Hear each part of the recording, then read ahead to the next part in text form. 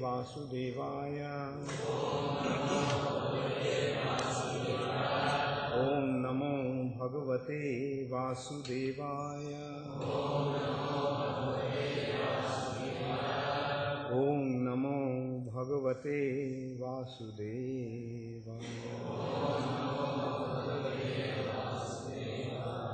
Narayanam Namaskritya Naram Chaiva Narottamam Devim Saraswatim Vyasam Tato Jayamudiraye. Nashtaprayeshu abhadreshu Nittang Bhagavata Sevaya. Bhagavati Uttama Shloke Bhaktir Bhavati Naishtiki.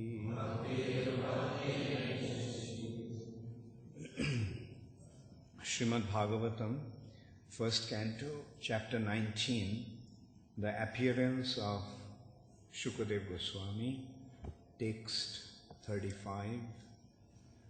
Api me Bhagavan Pritaha Krishnaha Pandu Suta Priyaha Poitri Shvaseya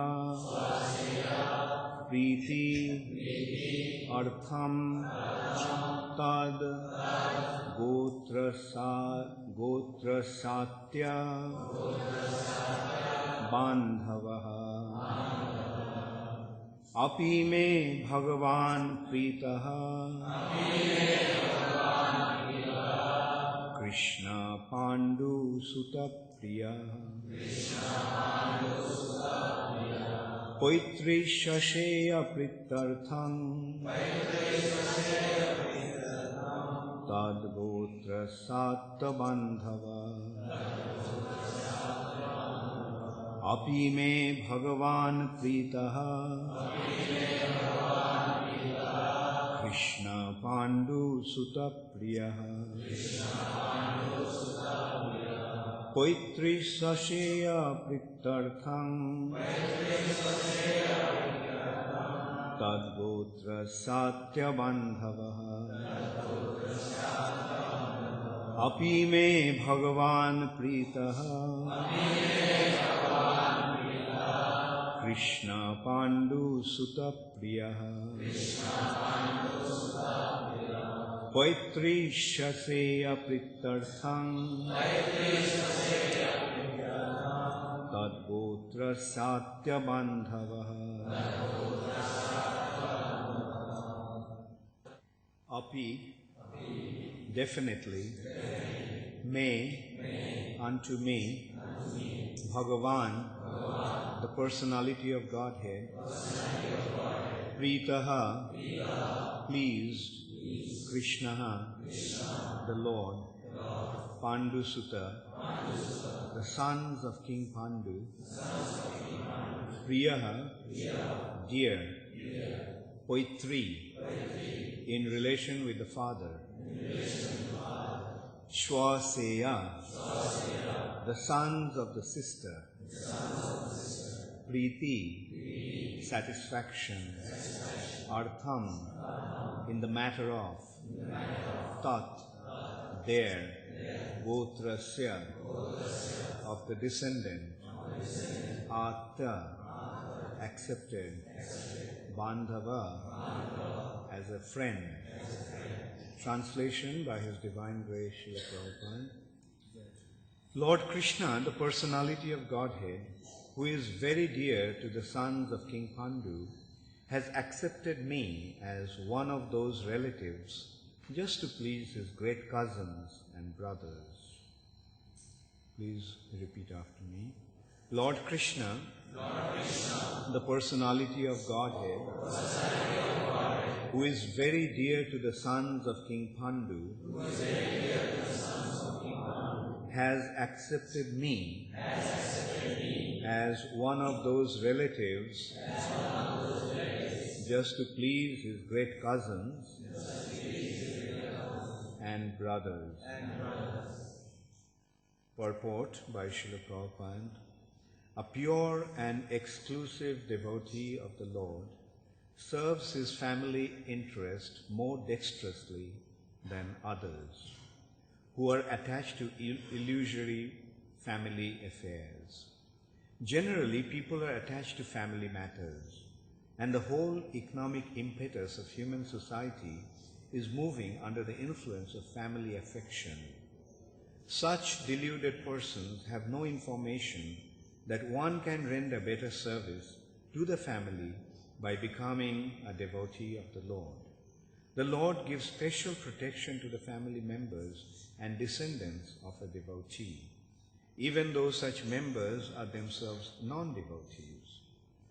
Maharaj Prahlad was a great devotee of the Lord, and his father Hiranyakashipu was a great atheist and declared enemy of the Lord. But despite all this, Hiranyakashipu was awarded salvation due to his being the father of Prahlad Maharaj.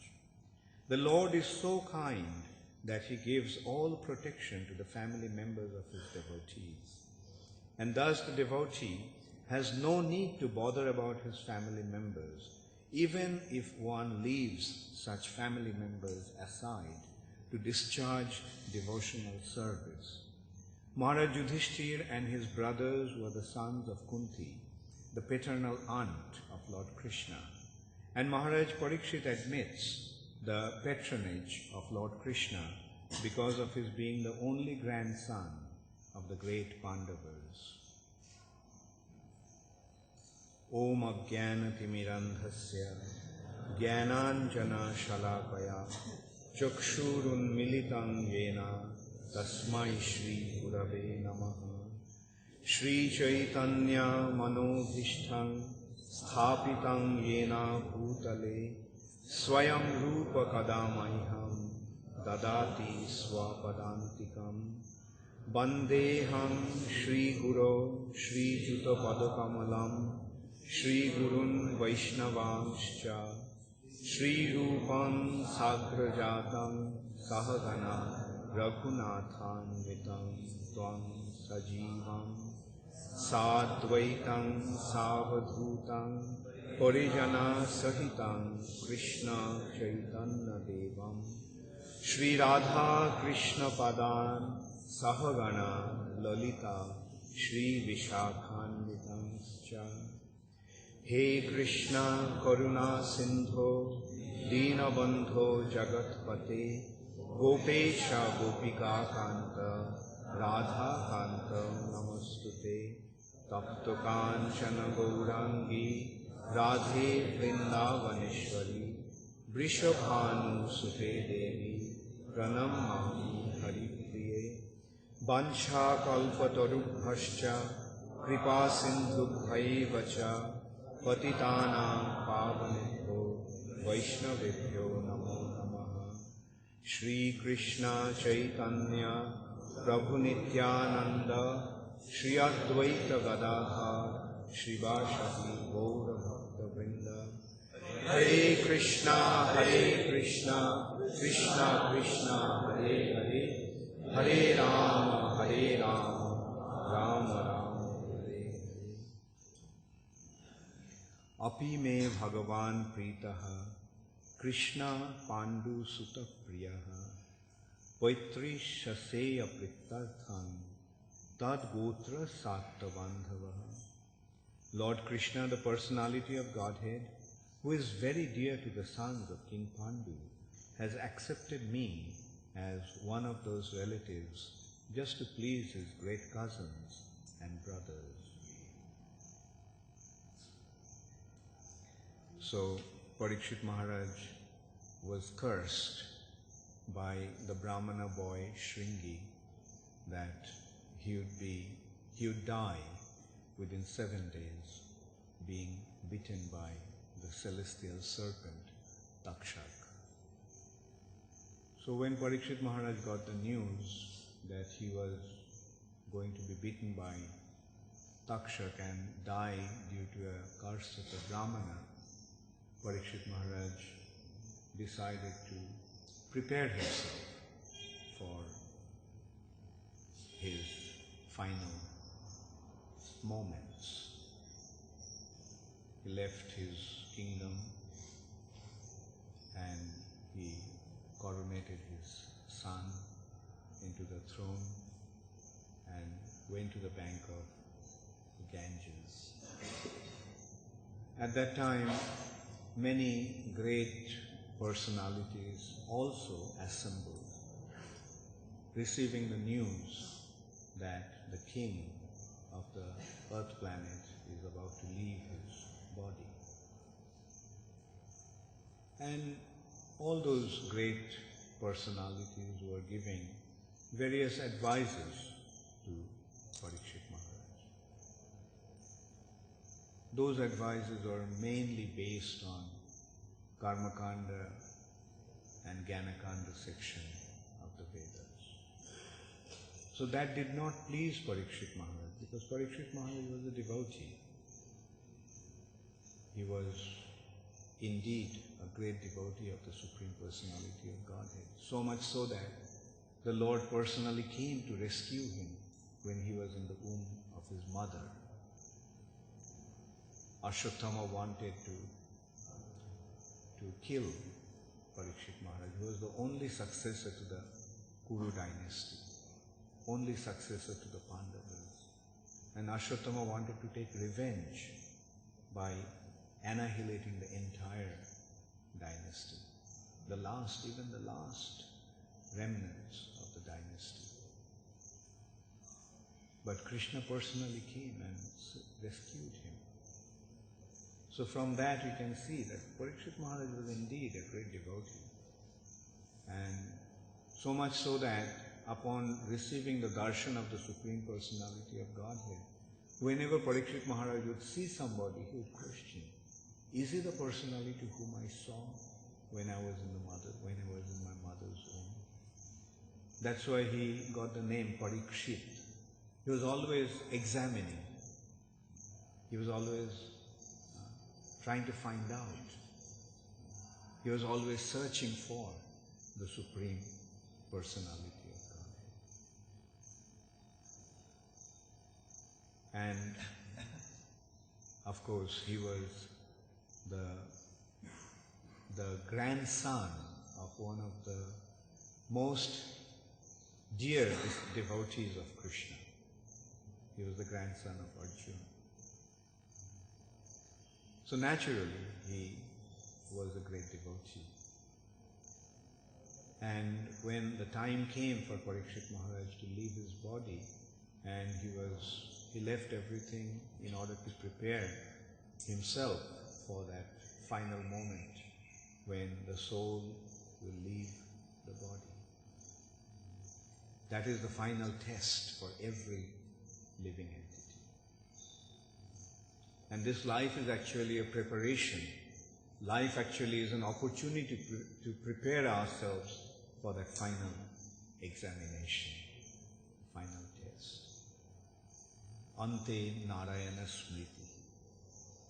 At the end of our lives, we have to remember Narayana. If we can do that, then our life is successful. If we can't remember Narayan, Krishna at that time, then our life is simply a waste of time, waste of a wonderful opportunity. So Parikshit Maharaj knew that, and he was preparing. He thought that now that I have been reminded that I am going to leave my body within 7 days, so now let me prepare. And at that time, Sukadeva Goswami appeared.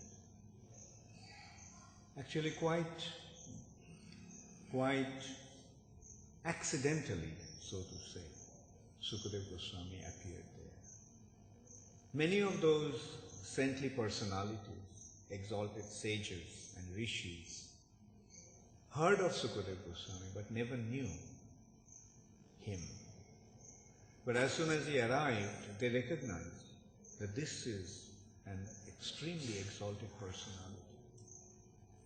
From the lakshanas of a Mahapurusha, from the signs that are present in the personality, in the body of an exalted personality, they could recognize that this is an unusually exalted personality. He was only 16 years old, apparently appearing to be like a madman, naked,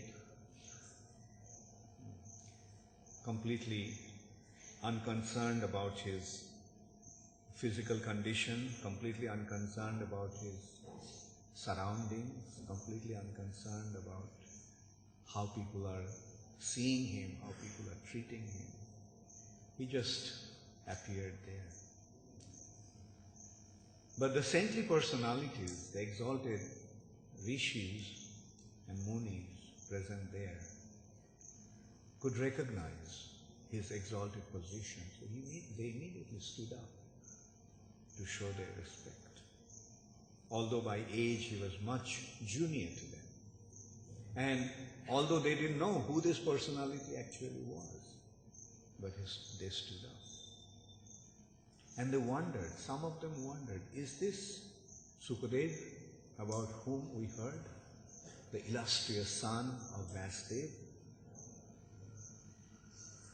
And Parikshit Maharaj also saw his exalted position and requested him to advise about his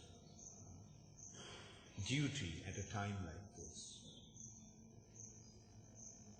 And in this verse, he is actually giving the credit to Krishna for sending Sukadeva Goswami. And he is saying that Krishna, who is Bhakta Vatsal, who is very, very concerned about his devotees, who is the protector and maintainer of his devotees. The Krishna has made this arrangement to send such an exalted personality at a time like this to guide him on his spiritual path. And he is giving the credit to Krishna for bestowing his mercy upon him due to his affection for his devotees, the sons of Queen Kunti, and especially Arjuna. Queen Kunti was Krishna's aunt, Vasudev's, Krishna's father's younger sister. And Jai Shri Shri Krishna Balaram Ki Jai Shri Shri Radha Mohan Lalita Vishakha Ki Jai Shri Shri Gaur Nitai Ki. And he is telling here that Lord Krishna, the personality of Godhead, who is very dear to the sons of King Pandu, has accepted me as one of those relatives just to please his great cousins and brothers. So Sukadeva Goswami, Parikshit Maharaj is considering that just because he happens to be a relative of Krishna's devotees, that's why Krishna is bestowing such special mercy upon him. Of course, Parikshit Maharaj himself is a pure devotee. But that is the nature of a pure devotee. He doesn't consider himself to be a devotee. That is the nature of the spiritual affairs.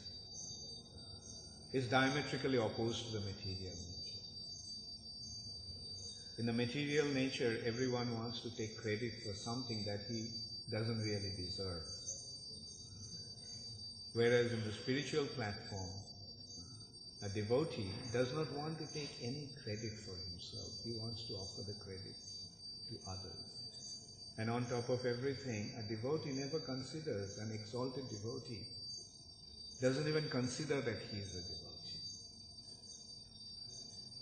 So that is the characteristics of the spiritual nature. In the spiritual platform, we see that a neophyte devotee, what's the symptom of a neophyte devotee? A neophyte, what is the sign of a neophyte devotee? Kanishta Adhikari. A neophyte devotee is one who considers that Krishna is the Supreme Personality of Godhead and he is the only devotee. He is the only devotee.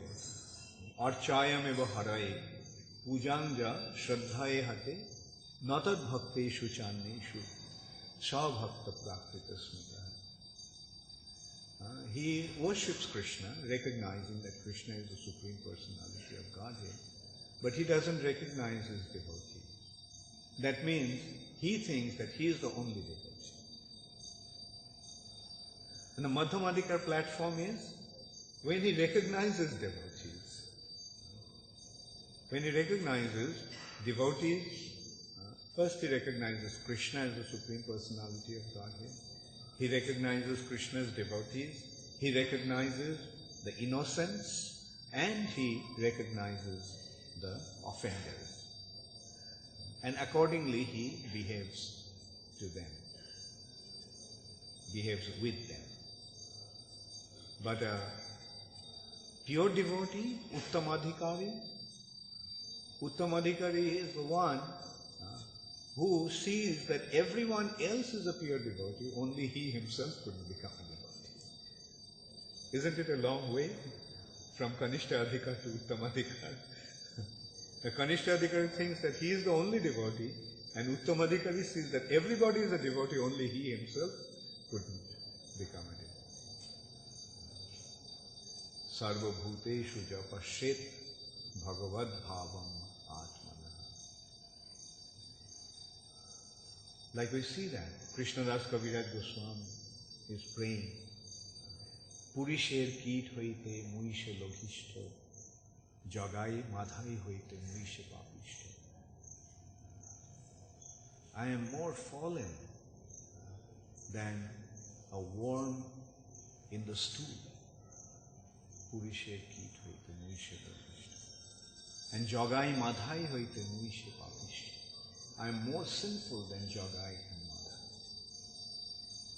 Haridas Thakur, the Namacharya, the most exalted personality in the universe, Brahma himself, he would not even go near Jagannath temple. What to speak of going inside Jagannath temple? He wouldn't go near Jagannath temple. From a distance, he would offer his pranam to the flag of the temple, on the shikhar. Rupa Goswami, Sanatana Goswami would not even go near the temple, although they are the most exalted personalities. Sanatana Goswami would not take the road by the Jagannath temple due to his apprehension, due to his fear that some Brahmana may touch his shadow, not him. Some pujaris of Jagannath may just touch his shadow, and by coming in contact with his shadow, the pujari will become contaminated. So he took the road not the road even, he walked through the burning hot sand in summer. And as a result of that, he got blisters. And Chaitanya Mahaprabhu chastised him. What's this? Why did you come through this hot sand? And when Sanatana Goswami expressed his humble disposition, then Chaitanya Mahaprabhu was not only pleased, tears came to his eyes. And this is the nature of an exalted devotee of the Lord. And here we are seeing Parikshit Maharaj is not considering himself to be a devotee, but he is considering that because he has some relationship with a devotee, that's why Krishna is bestowing such mercy. And in this respect, Prabhupada is, in the purport, making a very wonderful point, that if one becomes a devotee of Krishna, then Krishna will not only take care of him, Krishna also will take care of his family members. That is how Bhakta Vatsal Krishna is. Anyone, not even the family members, anyone who has some connection to a devotee, Krishna will take care of him. And in this respect, Prabhupada is giving the example of Hiranyakashipu, one of the greatest demons, one of the worst offenders to the lotus feet of Krishna. He was such a tyrant and so envious of Krishna that his own son, when he became a devotee of Krishna, he wanted to kill that son, Prahlad. But because he happens to be the father of Prahlad, Krishna awarded him salvation. Krishna delivered him. Krishna didn't consider his offenses. Krishna did not consider what Hiranyakashipu had done. Krishna simply considered that this person happens to be my devotee's father. Therefore, I must reward him. I must recognize him and honor him. In this respect, a point has been made that why Hiranyakashipu took the intestine of, why Nrsingadev put the intestine of Hiranyakashipu around his neck like a garland. It has been explained that because the soul through the semen passes through the intestine, Nrsingadev considered Hiranyakashipu's intestine to be something most wonderful, because the soul of Prahlad Maharaj passes through that channel, and that's why he wore it like a garland on his neck. This is how Krishna rewards his devotee, or anyone who is somehow related to his devotee. Another wonderful example is Shivananda Sen's dog. Shivananda Sen was leading the party from Bengal to Jagannath Puri. And on the way, a dog just started to follow. And Vaishnav, naturally an extremely compassionate person, so Shivananda Sen just let the dog come with him.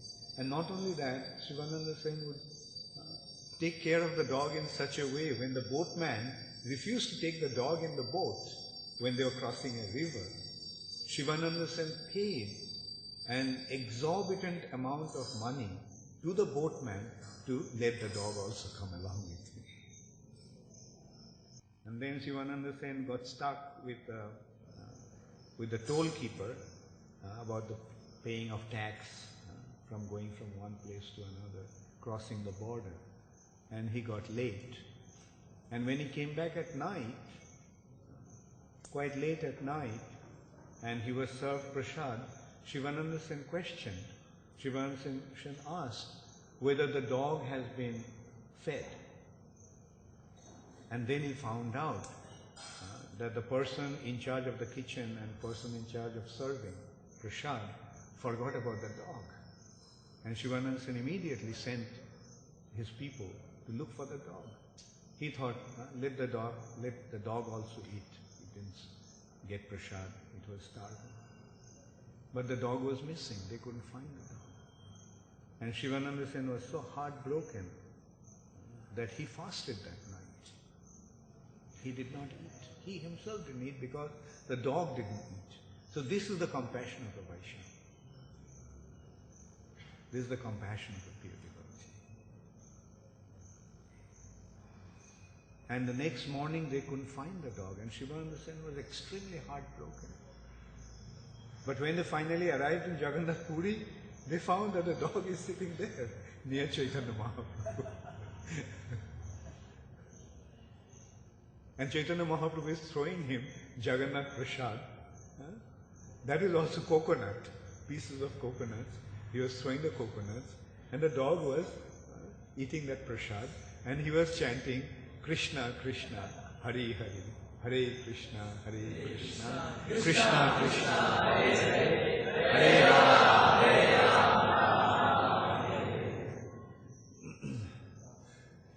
Chaitanya Mahaprabhu was telling the dog, chant Krishna Rama Hari, and the dog was chanting Hare Krishna.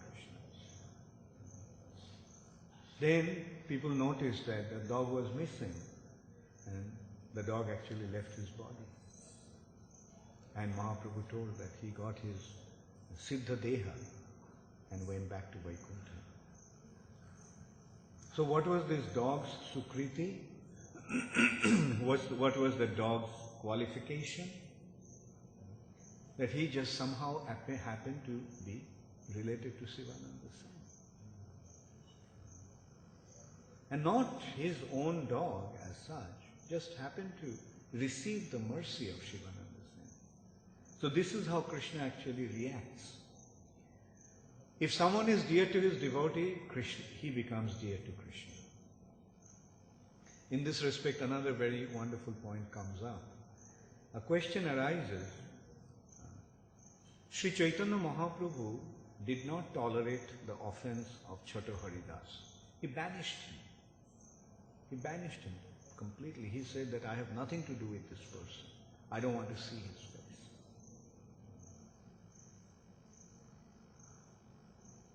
Whereas Kala Krishnadas was traveling with Chaitanya Mahaprabhu when he was traveling through South India, and he left Chaitanya Mahaprabhu's association, he left his service to Chaitanya. There was nobody else. He was the only one traveling and taking care of Chaitanya Mahaprabhu. And he left. And that also being allured by the Bhattatharis. The Bhattatharis are kind of caste brahmanas in South India who are very expert in black magic and such activities. And they allured him through the temptation of women. And he being attracted by women, he actually left Chaitanya Mahaprabhu and went to them. And Chaitanya Mahaprabhu personally went and rescued him. It was very dangerous actually. Of course, for Mahaprabhu there is nothing dangerous. He is the Supreme Personality of Godhead, but there was an extreme apparent danger. These Bhattatharis were very violent people. So when Chaitanya Mahaprabhu went to rescue Kala Krishnadas, they attacked him with their weapons. So actually, apparently Chaitanya Mahaprabhu risked his life to rescue this person, Kala Krishnadas. The question arises, in one hand, Mahaprabhu is completely merciless in case of Chota Haridas. Whereas for Kala Krishnadas, he went himself to rescue him. And Haridas's offense was, in his mind he may have thought of a woman. Whereas Kala Krishnadas, he left Mahaprabhu being allured by women. So why did Mahaprabhu act in such a contradictory way? The answer is that Chota Haridas was Mahaprabhu's own man, whereas Kala Krishnadas was Nityananda Prabhu's man. And because he was Nityananda Prabhu's man, Chaitanya Mahaprabhu considered that he should be rescued. If Kala Krishnadas was Mahaprabhu's own man, then Mahaprabhu would have been extremely heavy with him. So this is how Krishna bestows his mercy upon the dear ones of his devotees. And Prabhupada is pointing out that the devotees actually render the most wonderful service to his family members. Apparently, a devotee may not be taking care of their family members, especially when they become a full-time devotee. When somebody becomes a full-time devotee, in many cases we left our homes, we left our old parents behind and moved into the temple. Now apparently it was an irresponsible act that, he left his father and mother and younger brothers and marriageable sister and so forth. Did not fulfill the family responsibilities. But Prabhupada is pointing out that although apparently, materially, a devotee is not taking care of his family members, but they are actually rendering the most wonderful service and benefit to the family members. By becoming a devotee, Krishna will actually take care of the family. Because one has become a devotee, Krishna will take care of him. Now individually how much care he could have taken? Maybe earned a little money and took care of them till they died. But when Krishna takes care, that's the most wonderful care. Krishna not only takes care in this life, Krishna also takes care for the next life. Krishna takes care of the relatives in the next lives as well. Therefore, we should not worry what will happen to our family members. Krishna will take care. And in this respect, we can also recall one wonderful example Sri Chaitanya Mahaprabhu himself cited. Chaitanya Mahaprabhu assuming the role of a devotee, set the perfect example of a devotee. In all respects, if we look at Chaitanya Mahaprabhu's family situation, his mother was old. Sachi Mata at that time was over 60 years old. And his wife, Vishnupriya Devi, was about 16 years old. And he was the only male member in the family. There was no other male member in the family. There was no one to take care of them. And it is a kind of a society where a woman does not step out of the house. Like for example, when Chaitanya Mahaprabhu was a little boy, sometimes when he would act in a naughty way, then he would run out of the house and go into the street, so that his mother won't be able to chase him. Because Sachimata would not step out of the house onto the road. That is how strict the society was at that time. That was the role of a woman. She would not go out. And not only 500 years ago, I heard that even about 70, 80 years ago, in Bengal, if a woman of a respectable family would go to take bath in the Ganges, women also wanted to take bath in the Ganges. But you know how they would take bath in the Ganges?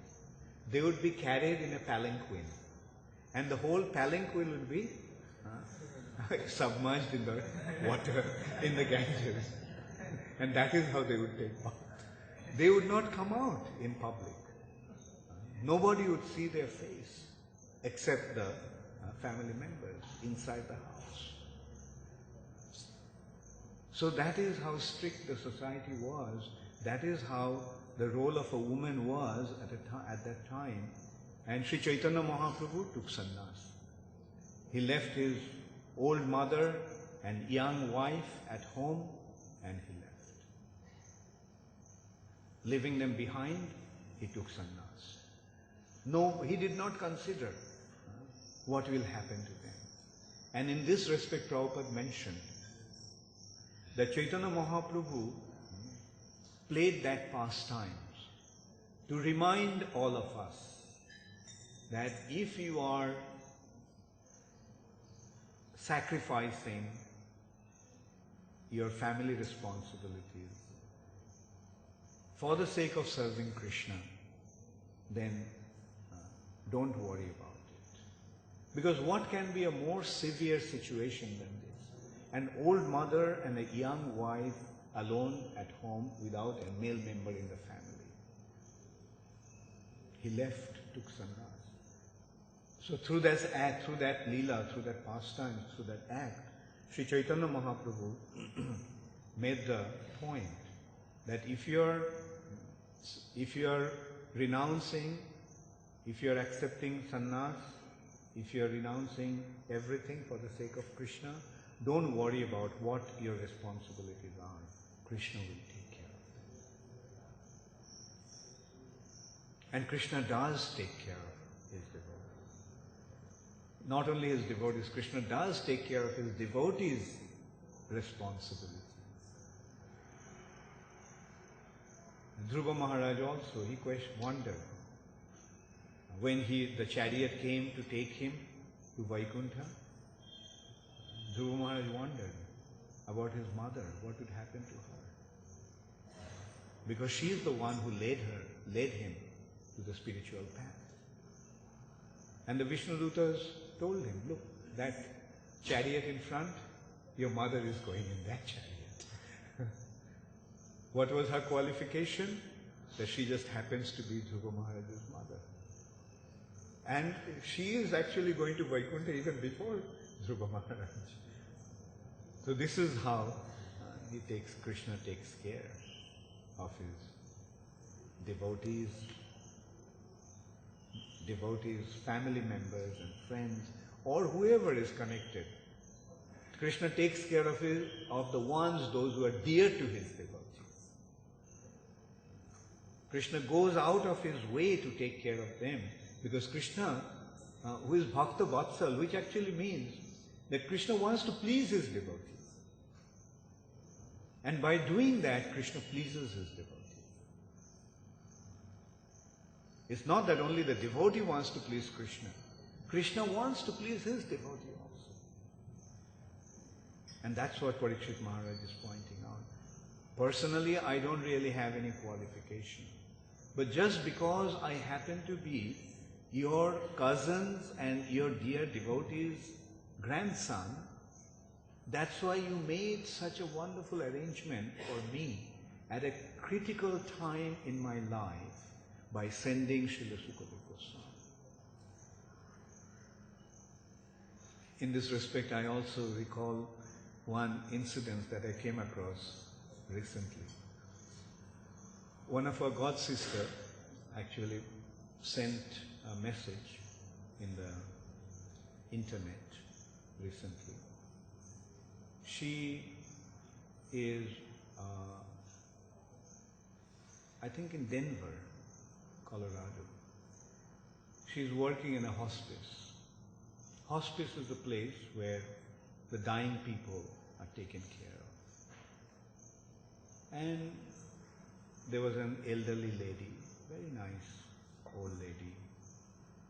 And when she gets this, she works in a hospice and she helps the dying people, not only through medical care, but she also takes care of them spiritually. She chants and speaks to them about Krishna and tries to remind them of the importance of surrendering to Krishna. And then this lady's daughter and husband, daughter's husband, son-in-law, and their children came to see. And she, of course, does not chant Hare Krishna in front of them, the family members, because they may take offense to that, thinking that, well, what is she doing?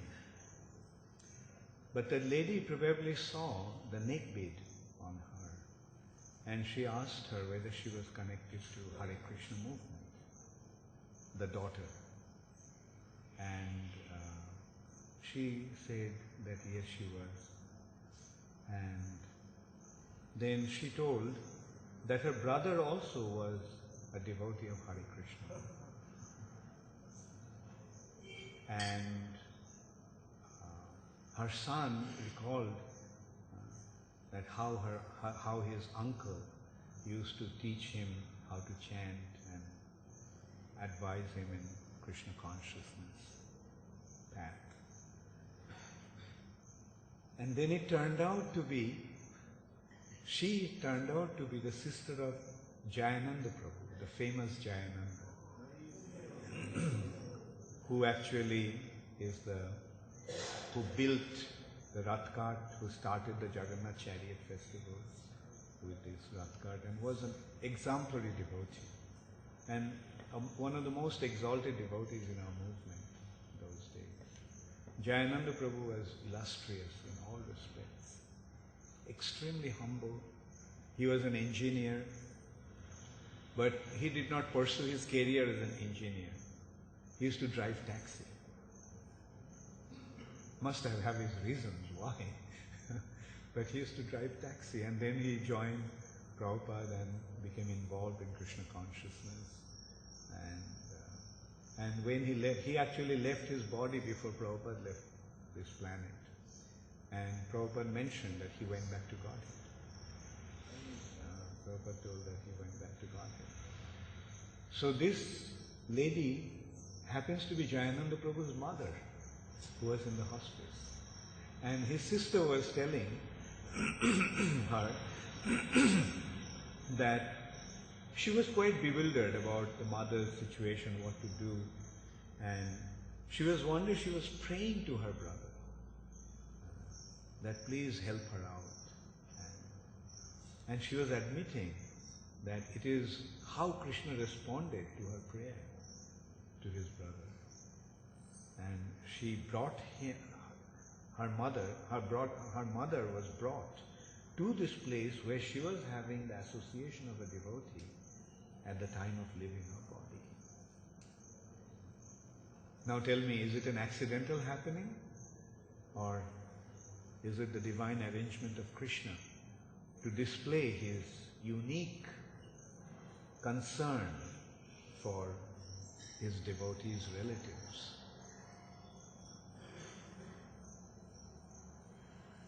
So often we are faced with this situation. I was also faced with this situation. When I joined, my father was devastated. Although he knew that I was searching for spiritual life, although he knew that one day I would become a devotee or take to spiritual life completely and leave home, but still when he saw that I became a devotee, I went home after about 1 month in Mayapur, shaved up, wearing devotee clothes. He actually got a shock seeing me in that way. And then I told him, one day I was sitting with him and I was explaining to him that if I stayed at home, probably I could have taken care of him materially. But this way, I will take care of him. I'll be able to take care of him even after this life. And in India, people are aware of this fact. We know, everybody knows that when somebody takes to spiritual life and becomes a devotee of the Lord, then his 10 generations before and 10 generations after become delivered. So when I spoke like that, he could relate to that. And since then he didn't stop me. So actually the greatest benefit the greatest good fortune that we can create for our family members is by becoming a devotee of Krishna.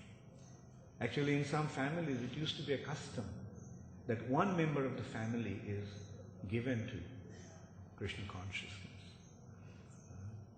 Some families, some exalted families had that customs in the past, that one son would become a devotee. One son would take the spiritual life. So this is how they used to secure themselves for the next life.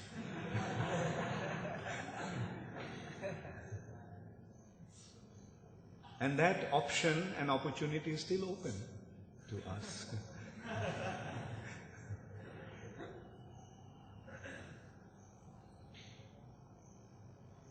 If by offering one son we get that benefit, what to speak of offering all our sons to Krishna?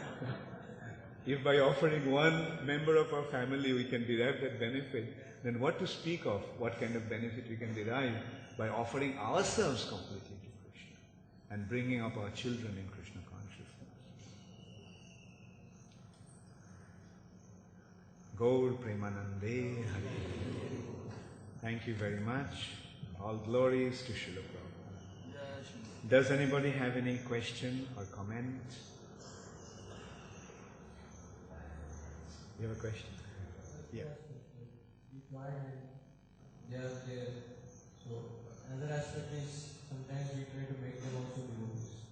So is that effort necessary, or just if we try to only observe ourselves? Of course, when we know that something is good, don't we want to share it with those who are dear to us? Naturally we would want to. So when we become devotees, we would naturally try to, or we should try to make our family members also devotees. But often what happens is that the familiarity again, doesn't give them to take us seriously. So we preach to them, they don't really, it doesn't sink. So better that we don't preach to them, but we send somebody to preach to them. I mean, if it doesn't work, then we get somebody else to preach. And naturally, not only we should want to become devotees, we should also try to make those who are around us also devotees. We want to make the whole world Krishna conscious. So what to speak of those who are close to us? And after all, charity begins at home. But sometimes it doesn't work. It doesn't. So what to do? Then we can just pray to them. Pray to Krishna that they become a devotee and Krishna bestows his mercy upon them. Yes? Even if our family is straight to Krishna consciousness, there are always a difference in the level of commitment, and that acts as hindrance. So they are also practicing, but they have their own restrictions, and there is a difference in the commitment to the process. So that it is kind of. Well, at least something is better than nothing. Like if they are taking to it to some extent, still then, they should be encouraged. And what happens is that acts as a hindrance to us, because now they are close to us and they think that this is the way we should be doing. So create a shield around you with other devotees and let them deal with them. Actually, that's true. Like it happens, like to rescue the lost souls. Sometimes the souls lost in Krishna consciousness, try to come and rescue them. I remember we used to see that often when somebody would join the movement. Their girlfriends also would come and join the movement. But in most cases we would see that they didn't come to join the movement. They came to take them away, take their boyfriends away. But most cases I have seen that they didn't get distracted by them. They pursued. So these impediments, these obstacles, as you were saying, will come from time to time. But we have to take them as Krishna's tests. How committed we have become to Krishna. And if we are fixed up, then naturally we won't waver.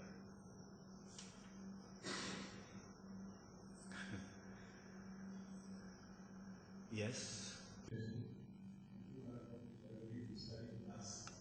you.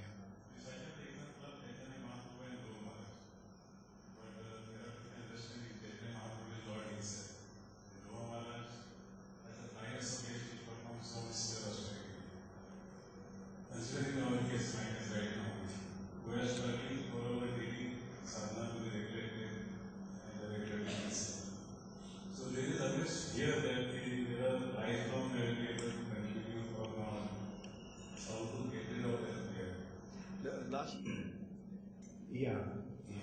First of all, you see, although Chaitanya Mahaprabhu is the Supreme Personality of Godhead, he came as a devotee. And he is acting as a devotee to teach us how to become a devotee. And so our attitude should not be, oh, Chaitanya Mahaprabhu is God, that's why he could do it and we can't do it. Right? No, Chaitanya Mahaprabhu came to cite the example for us. And the way he acted, it is possible for us also to act. Otherwise, Mahaprabhu would have acted in that way. So that's the standard that Mahaprabhu actually set, and we should try our best. Dhruva Maharaj's case, of course, is understandable. He performed severe austerity. But we have to also understand that he was in Satyajuga. Right? Those days people had incredible ability. Now, you see, Krishna doesn't really see what kind of austerities and penances they're performing. Krishna simply sees how committed our heart is to his lotus feet. Throughout my life. And yes, that anxiety is good. Because this anxiety will help us to remain fixed on this path, and also will help us not to become complacent. And if our heart is sincere, then Krishna will help. And on top of everything, Krishna has sent Prabhupada, and Prabhupada has given us ISKCON. And this association of devotees in ISKCON is the best protection from the onslaught of mind. If we remain in ISKCON, our spiritual life will be safe. So our prayer should actually be that I can die in ISKCON. And if we can die in ISKCON, our life will be successful. So, and another thing is that, you see, it's not that we have to always remain a brahmachari throughout our life. Like as a householder, we may have to live away from the temple. That may be. But that commitment to Krishna consciousness, association of devotees, and the taste of the devotional service will keep us fixed in our spiritual life. Of course, for brahmacharis and sannyasis, and for those who are living in temples, spiritual life is easier than those who are living outside. But not that everybody will be able to live in a temple. Now, those who are going to live outside, is the situation hopeless? My answer will be no. Their situation also is hopeless. Because the holy name is there, association of devotees is there, Prabhupada's books are there. So if we remain practicing, if we continue to practice this process, the way Srila Prabhupada has prescribed it, our spiritual life will remain intact.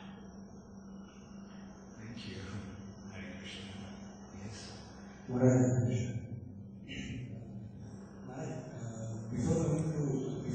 joined ISKCON, I noticed that I didn't have any love or attachment for my parents.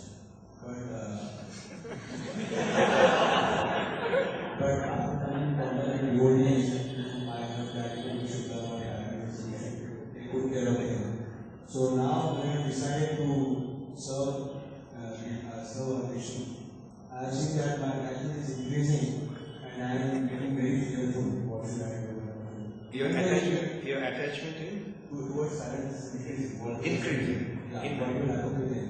And if you consider, even if I am not joining this thing, I am not going to do anything of my life. I am not going to take care of my parents. Very good.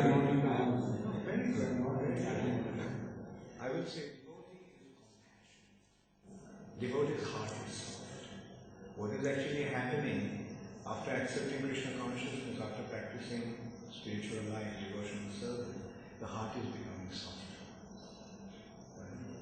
And as a result of that, you are feeling a natural compassion. And it is natural. We have to be grateful to our parents. It is because of them we got this body. We are getting this opportunity to practice Krishna consciousness. So yes, sure we have to be grateful for them. And sure we have to be concerned about that. And sure we have to do something to benefit them. And if there is an attachment, that attachment is, as I said, is commendable. But we must be concerned, we must be careful that that attachment doesn't become stronger than our attachment to Krishna and to Krishna's devotees. So our first attachment is to Krishna and his devotees. And then all the other attachments are relative to that attachment. Previously, you're feeling your attachment to them because they're your parents. But now you're feeling your attachment to them because you want to give them Krishna. You want, because of your gratitude, because of your indebtedness to them, you are trying to benefit them by giving them Krishna consciousness. That is wonderful. Thank you. Yes, Lord. The time when you were born ISKCON, at that time there were not so many Indian devotees comparatively who were joining Srila Prabhupada's mission at that time. More Western devotees were there. So when you made that decision to join, what was Srila Prabhupada's response? Because very few Indians were there at that time. That is one thing. And secondly, from your side, it had not ever come in your mind that there are so few Indians, and normally it is natural to feel that if many people like me are there, you get the impetus to also join the mission. So at that time, what really inspired you to join in this mission when so many Western devotees were there? One more question is that at that time, Srila Prabhupada was physically present when you joined the mission. So did that thought ever cross your mind that, okay, how will things change in future when Srila Prabhupada may not be present, and will I be able to maintain this commitment in due course of time also? Was that also a consideration? Thank you. Thank you, Brother. Yeah, I must honestly admit that although at that time I was searching for spiritual life, I came back to India in search of spiritual life. Although I was searching for a guru, and although I knew about ISKCON, and ISKCON was not too far from my home in Calcutta, but still I never thought of joining ISKCON. Because of that, I couldn't take it seriously. And I think, my father's apprehension was that I was just, in the name of spiritual life, I was fooling around. That was the feeling actually, that nobody could take ISKCON that seriously. But then what made that change, or rather what made me recognize ISKCON, is by my inconceivable good fortune, due to my inconceivable good fortune, I got a nectar of devotion. And as I started to read that book, then it occurred to me from the very first page that this is what I was looking for. And then, as I was reading the book, in my mind I kept on imagining me as a devotee doing all those things in Vrindavan. And then it just happened. And I decided to surrender myself. And then very fortunately the next night I had a dream of Srila Prabhupada. And anyway, so at the beginning there was some difficulty in recognizing the true nature of ISKCON, that it is the spiritual movement. And that's why Prabhupada's books are so important. When we look at ISKCON from a distance, we cannot really recognize what ISKCON is. But when we read Prabhupada's books, then it becomes clear. And the other point, the next question that you had, to tell you frankly, it never really occurred to me that Prabhupada may leave. The feeling was that Prabhupada will stay with us forever. I mean, that kind of feeling at least I had. Even when Prabhupada told us that he wanted to go to, the time has come for him to leave his body, and he wanted to leave his body in Vrindavan. He said that when we were in Rishikesh with Prabhupada one night. But still, when you came to Vrindavan, I had a feeling that Prabhupada would not leave. Prabhupada would stay with us. But I think, or it was very kind of Srila Prabhupada that he secured my role in ISKCON by giving me sannyas. I don't know what would have happened to me if I was not a sannyasi, if Prabhupada didn't give me sannyas. But by giving me sannyas, Prabhupada actually closed the door behind me.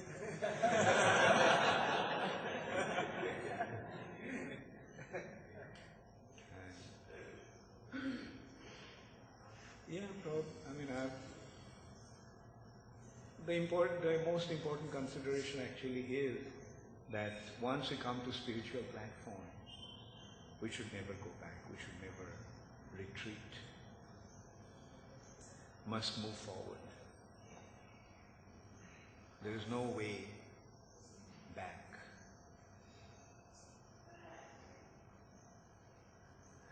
Thank you.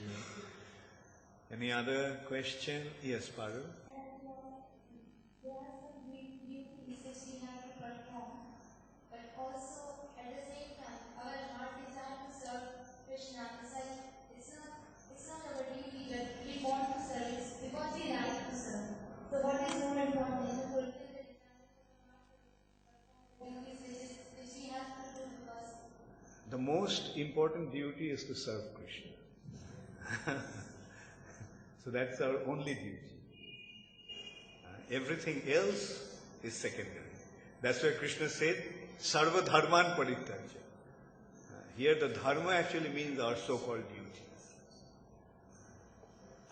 So all those so-called duties has to be given up and just surrender unto Krishna and become a devotee of Krishna. Okay? Hare Krishna. Gaur Premanande, Srila Prabhupada ki, Shamaveta Bhakta Vrinda ki.